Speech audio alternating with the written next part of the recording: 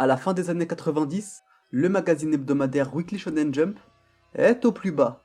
Après l'année 1995 et la fin de mangas comme Slam Dunk ou encore Senseiya, les tirages du magazine diminuent peu à peu, après avoir atteint son prime en 95. Pour vous donner des chiffres, on passe de 6 500 000 tirages après la fin de Dragon Ball à 3,6 millions en l'espace de 3 ans. L'âge d'or des années 80 et début 90 étant passé, il fallait trouver une nouvelle génération de mangas capable de surpasser la précédente. Bon, j'ai pas vraiment besoin de faire durer le suspense plus longtemps, parce qu'on les connaît tous. One Piece, Naruto et Bleach, aka les commus les plus toxiques de l'animation japonaise. Et c'est un mec fan de JoJo's qui vous dit ça, donc bon, j'ai tapé un CSC de baiser là. L'arrivée du Big Tree est très certainement l'événement qui a le plus impacté l'univers des mangas dans les années 2000. Je pense que c'est en grande partie grâce à ces trois œuvres que les animés ont eu ce regain de popularité en France comme dans le monde. Surtout en France d'ailleurs, car on avait eu la fermeture du Club Dorothée en 97, ce qui entacha grandement la popularité de la Japanimation. Il aura fallu attendre des émissions comme La Case sur Canal+ en 2004, ou des chaînes comme Game One pour que les animés aient un second souffle en France. Évidemment, à cette même époque, on a eu plein d'animés excellents. Full Metal Alchemist, Death Note, GTO, Monster et j'en oublie. Je dois avouer que j'ai une affection tout particulière pour les animés de cette époque. On sortait à ce moment-là d'une période où les scénarios étaient beaucoup trop lisses, comparé à la richesse que vont nous apporter certaines œuvres par la suite. Alors bien sûr, je dis pas que tous les mangas fin années 90, début 2000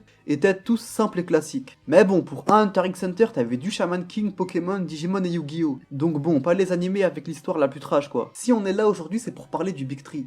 Trio légendaire de cette époque qui a redéfini les bases du Neketsu et de leurs scènes les plus épiques. Dans cette vidéo, je vais juger selon l'OST, la chorégraphie des combats et l'impact qu'a l'événement dans le manga. Sachez juste qu'une scène par animé c'était juste impossible à choisir, et donc un possible épisode 2 ne serait pas de refus. Bon bref, après cette longue intro, c'est le moment de parler des meilleures scènes de Bleach, Naruto et One Piece. Il est temps Congo les Rei.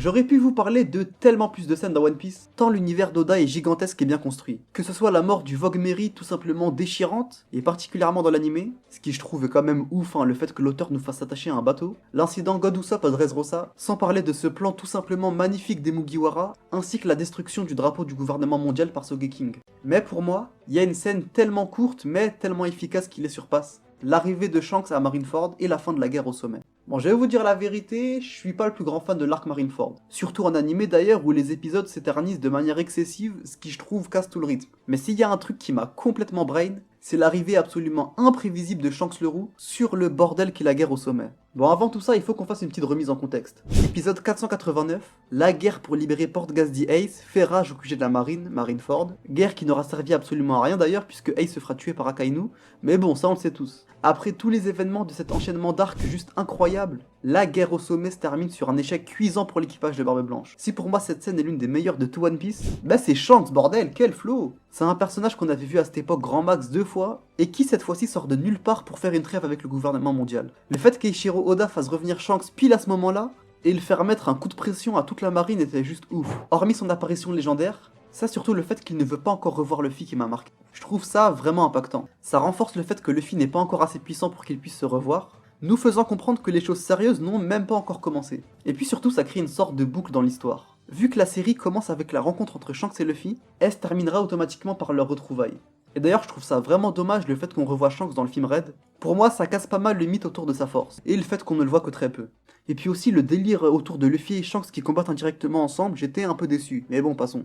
Cette scène m'a fait beaucoup penser à la mêlée générale qu'on avait vue plus tôt à Alabasta. Quand tu vois Kobe qui essaye de stopper tout le monde malgré qu'il ne soit qu'un sbire, c'est très similaire à la scène où Vivi tente de calmer le jeu malgré qu'elle ne soit pas combattante. En vrai, si je devais donner un seul défaut, bah ça serait l'arrivée de Shanks. Ouais non j'avoue c'est bizarre, c'est la plus grande qualité mais le plus grand défaut, pose pas de questions frère. Il arrive comme un Deus Ex Machina sauvant de justesse Kobe de Sakazuki, ce qui je trouve fait un peu forcé. Bon après c'est justifié par son acquis de l'observation, mais bon, je trouve ça quand même bizarre. Pour résumer, on a une scène ultra calme avec zéro musique créant une tension folle, un arrêt net des combats provoquant une incompréhension totale, et des conséquences encore présentes dans l'œuvre aujourd'hui. Voilà, je pense qu'on peut continuer avec la suite, qui elle a encore une masterclass. En même temps, c'est moi qui ai fait les classements poteau, donc c'est un peu lourd. Je vais arrêter avec mon ego triple à poteau, ça va être chiant à la longue.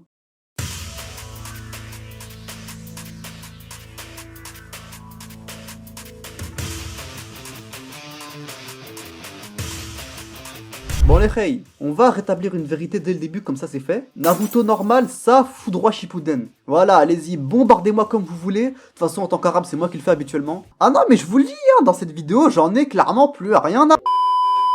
Bon voilà, vous l'aurez capté, j'ai une légère préférence pour le début de Naruto. On est un peu comme dans le début de Dragon Ball, où l'échelle des combats et les enjeux ne sont pas au niveau planétaire. C'est simplement des combats entre Chunin du village voisin, et il n'y a pas de lapin de l'espace qui pop du multiverse avec 3 répliques à tout cas. Bon, qu'est-ce qui se passe dans cet épisode? Naruto épisode 48, le pouvoir de Lee. L'épisode se passe durant l'examen des Chunin, et plus précisément durant l'épreuve finale qu'est le tournoi. Et cet arc est juste une masterclass. Entre la Hagura d'Hinata infligée par Neji, le combat entre Sasuke et Gaara, Neji contre Naruto, et comment ne pas évoquer le banger Sakura contre Ino. Je suis pas sûr de celle-là par contre. L'arc tournoi est probablement un de mes arcs préférés tout anime confondu. Ça permet d'avoir des affrontements dantesques sans chercher à avoir une histoire très développée.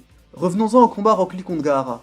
Après un début d'épisode assez chiant, hein, avec full discussion à rallonge, anime fleuve oblige, on arrive au début de la confrontation entre Rock Lee, le ninja faible par excellence, ne maîtrisant ni le genjutsu ni le ninjutsu, face à Gaara, le mec assoiffé par la puissance. Absolument tout dans ce combat est réussi. Et je dois dire que c'est l'un des seuls combats qui je trouve est bien meilleur en animé qu'en manga. Bon, comme c'est du Naruto, on a tout de même des flashbacks bien chiants qui alourdissent le combat. Mais hormis ça, rien n'a vieilli. Que ce soit l'OST que vous écoutez actuellement qui est beaucoup trop bien, les VF de Rock Lee et Gaara, en les personnes de Jean-Pierre Denuy et Tony Beck, collent tellement au caractère des personnages. Et oui, hein, sur ce point, la VF est excellente, hein. N'en déplaise aux bandeurs de VO. Je suis japonais, Tomo, je suis fils du soleil levant. Je suis japonais, je suis né au Japon. Et puis surtout, l'animation n'a pas pris une seule ride. Sérieux, ça a 20 piges, mais c'est 1000 fois mieux animé que 80% des animés actuels. Si cet épisode est aussi réussi, on le doit en grande partie à l'animateur Norio Matsumoto, qui a notamment réalisé le combat de l'épisode 131 de Naruto, entre Naruto et Sasuke. Combat que j'aurais également pu mettre dans cette vidéo, mais bon, c'est déjà assez compliqué comme ça, poto, me demande pas des dingueries s'il te plaît. S'il y a un autre truc que j'adore dans ce combat, bah sérieux, Gaara c'était vraiment un fils de pute. J'ai dit pute.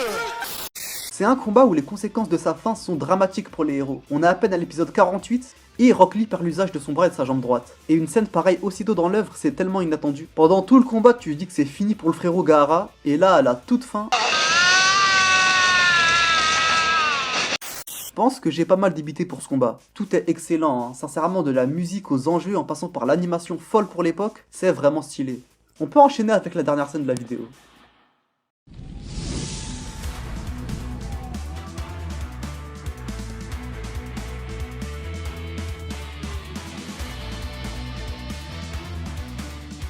Avant l'arc des Bounce pas mal éclaté, et le début pas ouf des Arrancars, on a eu l'un des meilleurs arcs tout shonen confondus.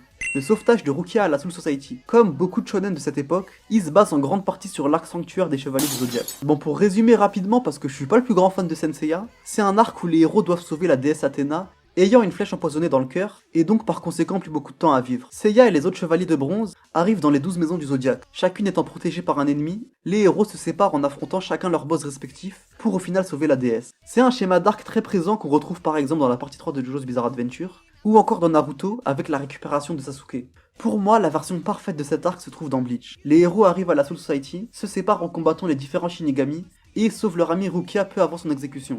J'aime vraiment cet arc. Ichigo qui va sauver quelqu'un qu'il ne connaît que depuis quelques temps, par pure amitié, et je dis bien pure amitié, hein. Il n'y a pas d'ambiguïté comme dans Fairy Tail ou Nanatsu no Taizai. C'est vraiment parce que Rukia c'est son bro qu'il a envie de la sauver. La scène est ultra prévisible. Et le coup de la cape magique qui permet à Ichigo de voler comme de par hasard quand il y a Rukia dans les airs, ça sort un peu de nulle part. Mais qu'est-ce que c'est bien sérieux. Bon ici je vais surtout parler de l'arc dans sa globalité, parce que la scène est vraiment trop courte. Mais toute la symbolique autour de cette courte scène est vraiment stylée. Parce que durant les 20 premiers épisodes, Bleach c'est un animé assez comique. Les combats se terminent toujours par une happy end assez niaise parfois, et le ton est très calme et décontracté. En grande partie grâce au personnage de Kon, je sais même pas comment on dit ça, qui te fait comprendre que c'est une aventure pas ouf quoi. Néanmoins à partir de cet arc, tout s'enchaîne super vite. Ichigo qui maîtrise son Bankai en seulement 2 jours, le combat contre Kenpachi juste dingue même encore aujourd'hui, bien qu'il y ait trop d'éclairs, hein, non sans déconner je voyais rien. L'arrivée à la seconde près d'Ichigo, c'est de l'épicness comme Bleach ne l'a jamais fait auparavant. Et puis je suis obligé de parler de cette musique alléchante gospel dans Sister Act. Non, sérieusement, ça n'a rien à faire dans un manga, mais ça illustre tellement bien la folie de cette scène complètement inattendue. Et pour moi, cet arc est probablement le meilleur de Bleach. Même si la fin de la destruction des Arrancars est beaucoup trop bien, j'avoue que j'ai une préférence pour ce début de manga qui illustre tout ce que j'aime dans les shonen neketsu, à savoir l'amitié, l'effort et la victoire. J'en ai fini pour cette vidéo les frérots, envoyez de la sephore avec un like et un abonnement si vous avez kiffé, J'aurais pu parler de tellement plus de combats et d'autres scènes dans cette vidéo, mais je me suis contenté à 3 seulement, ce qui est déjà pas mal. Aussi, n'hésitez pas à rejoindre le compte TikTok en description. Si tu kiffes la culture hip-hop ou les animés, tu vas kiffer.